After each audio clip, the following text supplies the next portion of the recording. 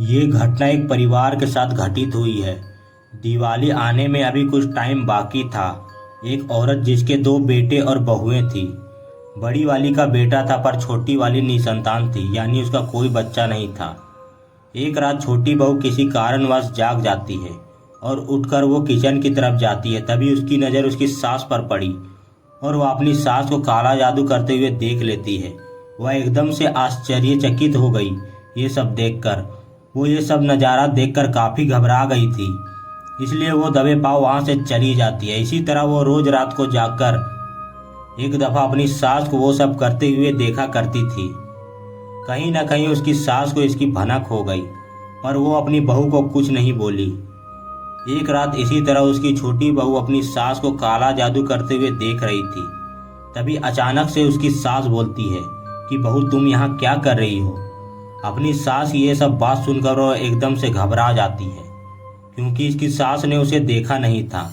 फिर भी उसे कैसे पता चल गया, ये बात उसकी बहू को रास नहीं आई और वो अपने सास से यह सवाल करने लगी कि आपने तो मुझे देखा ही नहीं था, फिर आपको कैसे मालूम हुआ कि मैं यहाँ आपको देख रही हूँ। उसकी सास ये जवाब देती है कि मैं तुम्हें पिछले कुछ दिनों से देख रही थी कि तुम रोज रात को मुझे ये सब करते देखती हो ना।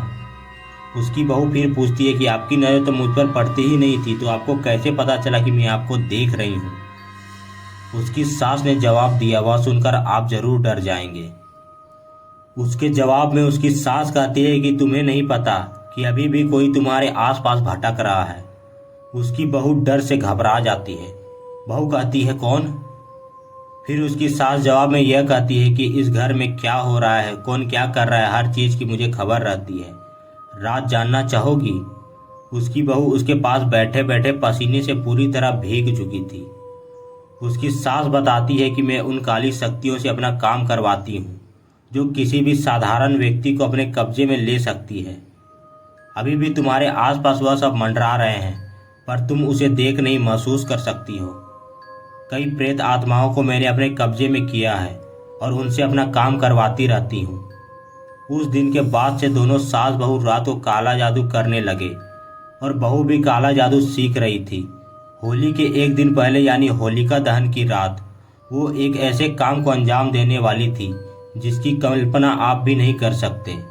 रात के करीब 2 बजे के टाइम था।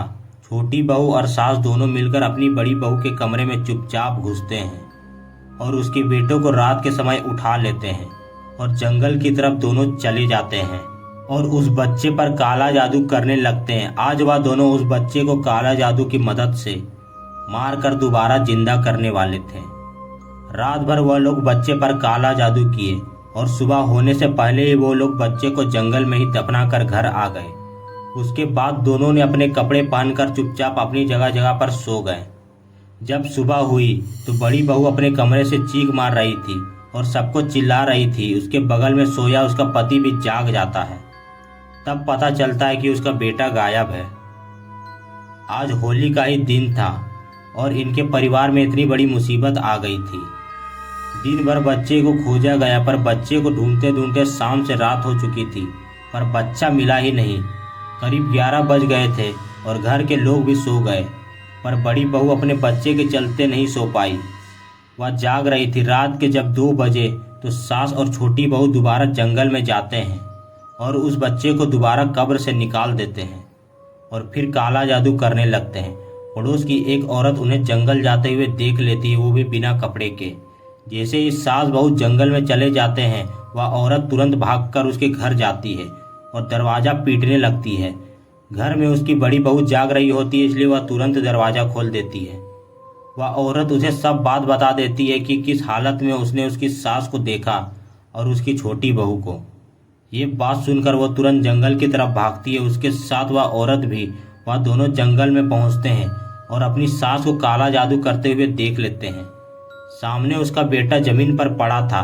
ये सब देखकर वह काफ़ी ज़्यादा घबरा गई, पर वह सब्र से काम लेना चाहती थी, इसलिए वह उस औरत को अपने घर भेज देती है जो उसके साथ थी। और वह औरत घर के सभी लोगों को लेकर आती है। सब जंगल में पहुंच जाते हैं। उसका बेटा अपनी माँ को इस हालत में देखकर डर से शांत हो जाता है और छोटा बेटा अपनी बीवी को देखकर आग बबूला हो गया। उसके बाद सास और बहू को उसी जंगल में गांव के लोग जलाकर मार देते हैं और यह कहानी खत्म हो जाती है। अगर आपको यह कहानी पसंद आई है तो आप वीडियो को लाइक और चैनल को सब्सक्राइब कर दीजिए। मिलता हूँ अगले वीडियो में, तब तक के लिए टाटा और बाय।